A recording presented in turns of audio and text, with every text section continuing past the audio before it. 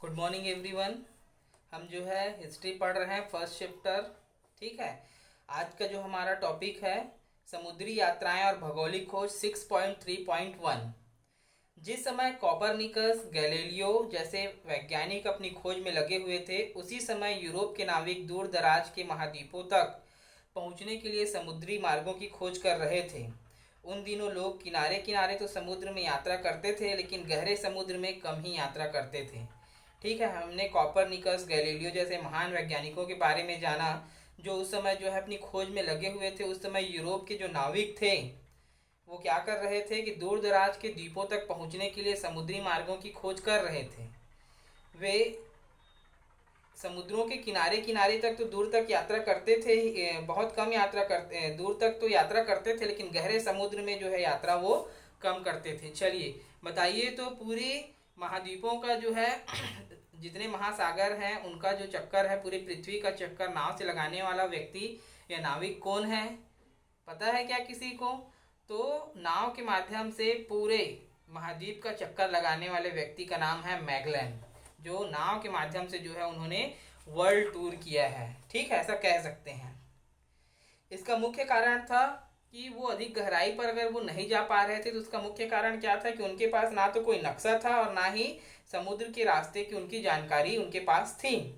इस कारण समुद्र में यात्रा करने के लिए एक ही उपाय था, तारों व ग्रहों का अवलोकन और उनकी मदद से पृथ्वी पर अपनी स्थिति का पता लगाना और रास्ता निर्धारित करना। स्वाभाविक सी बात है, यदि आप किसी मार्ग पर गए नहीं हो तो आपको उसकी जानकारी नहीं होती है। जब कोई व्यक्ति उस मार्ग पर जाता है तो उसका नक्शा बनाता है और बताता है कि भाई यहाँ पर ये है। क्योंकि समुद्र जो है लोगों के लिए बहुत नई चीज़ थी और गहराई तक जो है किसी ने यात्रा नहीं की थी, तो उसका रीज़न था कि गहराई तक यात्रा नहीं करने का कि उनके पास जो है ना तो उसका मैप था और ना ही समुद्री मार्ग का जानकारी था। तो अभी क्या था कि उसके यात्रा करने के लिए केवल एक चीज़ें थी, तारों की स्थिति और ग्रहों की स्थिति को देखते हुए पृथ्वी पर अपनी स्थिति का पता लगाना कि हम किस जगह पर हैं। समुद्री यात्रा करने वाले नाविक धन की खोज में निकलते थे। कई नाविक इस उद्देश्य से निकलते थे कि नई देशों में ईसाई धर्म को फैलाएंगे और इससे उनको जो है पुण्य मिलेगा। ठीक है, जो पुण्य मिलेगा उसका श्रेय इनको जाएगा। बहुत से नाविक क्या करते थे कि धन की खोज में जाते थे, तो कुछ नाविक जो है नए देश मिल जाने पर जो है वहाँ पर ईसाई धर्म का प्रचार करेंगे और उसका श्रेय जो है उन्हें पुण्य के रूप में मिलेगा, वो ऐसा सोचते थे। तत्कालीन राजाओं ने भी नाविकों की सहायता की ताकि समुद्र में दूर की यात्रा करके देश खासकर भारत और चीन तक पहुंचने के लिए नए रास्ते खोज सकें। इन नाविकों का अनुमान था कि अफ्रीका महाद्वीप का चक्कर लगाकर भारत पहुंचा जा सकता है। ठीक है, उस समय के जो राजा महाराजे थे उन्होंने भी नाविकों की मदद की कि नए देश खोज सकें, विशेषकर चीन और भारत जो है उनको खोज सकें। उनका मानना था, जो नाविक थे उनका मानना था कि अफ्रीका महाद्वीप के चक्कर लगाकर जो है भारत पहुंचा जा सकता है। यदि दुनिया चपटी ना होकर गेंद की तरह गोल है तो पूर्वी देश पहुंचने के लिए पश्चिमी समुद्र मार्ग से भी यात्रा की जा सकती है। ठीक है, उनका विचार था कि यदि पृथ्वी चपटी प्लेट की तरह ना होकर गोल है गेंद की तरह से, तो पूर्वी देशों की यात्रा के लिए वे पश्चिमी मार्ग से भी जा सकते हैं। अर्थात अटलांटिक महासागर को पार करके चीन के पूर्वी भाग में पहुंचा जा सकता है। पुर्तगाली नाविक वास्को डी गामा सन 1498 में अफ्रीका का चक्कर लगाते हुए केरल के कालीकट बंदरगाह पर पहुंचा। इससे पहले क्रिस्टोफर कोलंबस सन 1492 में अटलांटिक महासागर पार करके मध्य अमेरिका के द्वीप समूहों पर पहुंचा था। ठीक है, और उसने जो है नई दुनिया का नाम दिया था।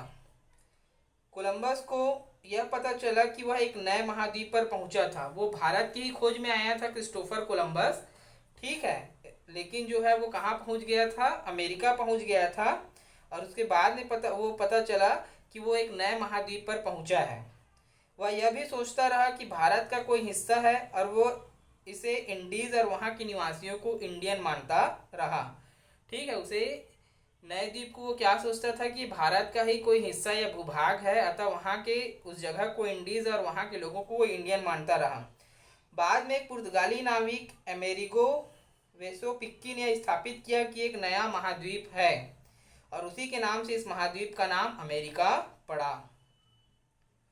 इसके कुछ वर्ष बाद एक और नाविक मैगलेन ने तय किया कि वह जहाज से पूरी दुनिया का चक्कर लगाकर यह सिद्ध करेगा कि पृथ्वी गोलाकार है। और यही मैगलेन है जिसने उन्हें पूरी दुनिया का चक्कर जो है नाव से लगाया है।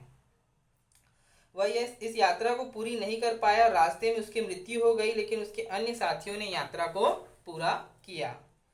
तो बच्चों, ये आपका हिस्ट्री का फर्स्ट चैप्टर कंप्लीट होता है। इसके बाद यदि किसी भी प्रकार का डाउट होगा तो मेरे से जरूर पूछेंगे। अब जो है हम लोग नेक्स्ट चैप्टर पढ़ेंगे, धर्म सुधार और प्रबोधन। ठीक है बच्चों, थैंक यू।